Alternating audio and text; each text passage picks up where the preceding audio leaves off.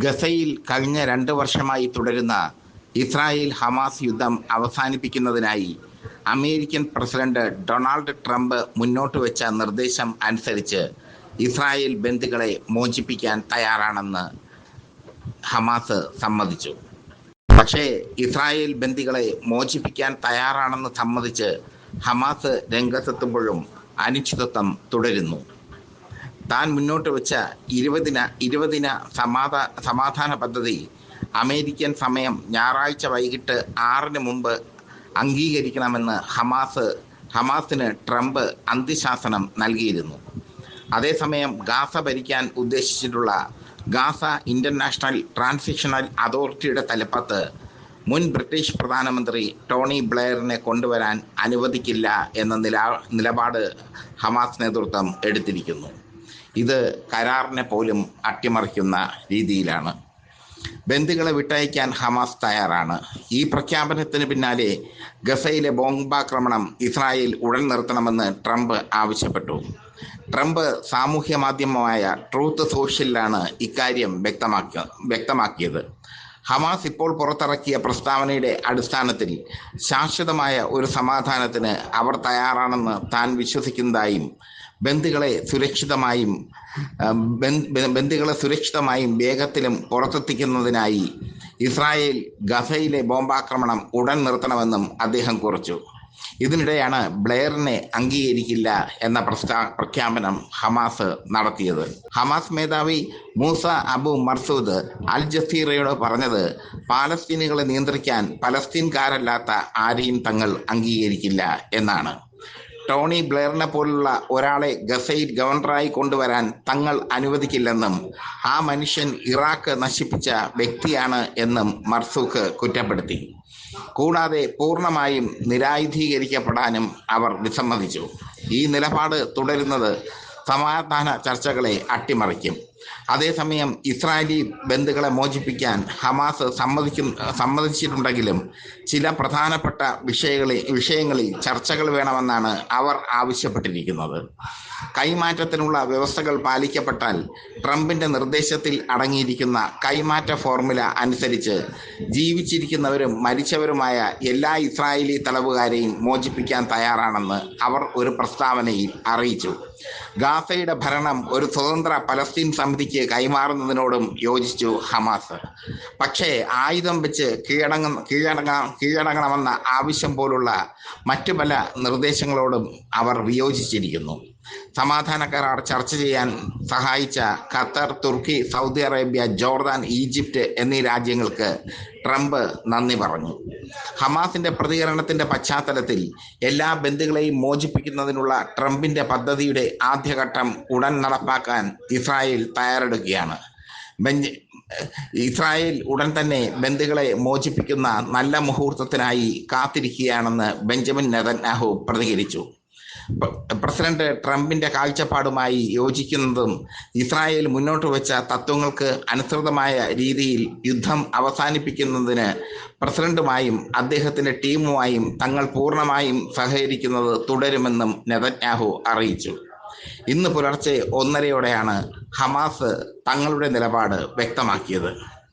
Gaza യുദ്ധം തീർക്കുക ലക്ഷ്യമിട്ട് താൻ മുന്നോട്ട് വെച്ച 20 സമാധാന പദ്ധതി അമേരിക്കൻ സമയം ഞായറാഴ്ച വൈകിട്ട് 6-ന് മുമ്പ് അംഗീകരിക്കണമെന്നായിരുന്നു ഹമാസിന് US പ്രസിഡന്റിന്റെ അന്ത്യശാസനം.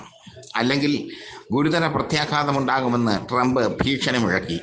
കരാറിലെ മുഴുവൻ വ്യവസ്ഥകളും അംഗീകരിക്കാനാവില്ലെന്നും അതേക്കുറിച്ച് പഠിക്കാൻ കൂടുതൽ സമയം വേണമെന്നും ചില ഹമാസ് നേതാക്കൾ പ്രതികരിച്ച സാഹചര്യത്തിലായിരുന്നു മുന്നറിയിപ്പ്. കാലങ്ങളായി പശ്ചിമേഷ്യയിലെ ക്രൂരവും അക്രമാസക്തവുമായ ഒരു ഭീഷണിയാണ് ഹമാസ് എന്നും ബന്ദികളെ മുഴുവൻ മോചിപ്പിച്ച് അവരുടെ മൃതദേഹങ്ങളും വിട്ടു നൽകൂ എന്നാണ്, ജീവിച്ചിരിക്കുന്ന ബന്ദികളെ മോചിപ്പിക്കാനും അവരുടെ മൃതദേഹങ്ങൾ വിട്ടു നൽകാനുമാണ് ട്രംപ് ആവശ്യപ്പെട്ടിരിക്കുന്നത്. എന്തായാലും വെടിനിർത്തൽ കരാർ നിലവിൽ വരണമെങ്കിൽ ഹമാസിന്റെ വ്യവസ്ഥകൾ അംഗീകരിക്കണം. 1, ടോണി ബ്ലെയറിനെ അവിടെ കൊണ്ടുവരാൻ ഹമാസ് സമ്മതിക്കില്ല. 2, അവർ ആയുധം വെച്ച് കീഴടങ്ങില്ല.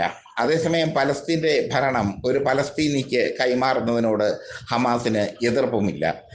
പശ്ചിമേഷ്യയെ സംഘർഷഭരിതമാക്കിയ ഈ യുദ്ധം, ഇസ്രായേൽ ഹമാസ് യുദ്ധം ശുഭപര്യവസാനിയായി അവസാനിക്കുമോ എന്നുള്ളതാണ് ഇനി കണ്ടറിയേണ്ടത്. യുദ്ധത്തിൽ ഹമാസ് ഒരു വിട്ടുവീഴ്ചയ്ക്കും തയ്യാറല്ലെന്നാണ് ഇപ്പോഴും പ്രഖ്യാപിച്ചിരിക്കുന്നത്. നിരായുധീകരണം അവർ അനുവദിക്കുന്നില്ല.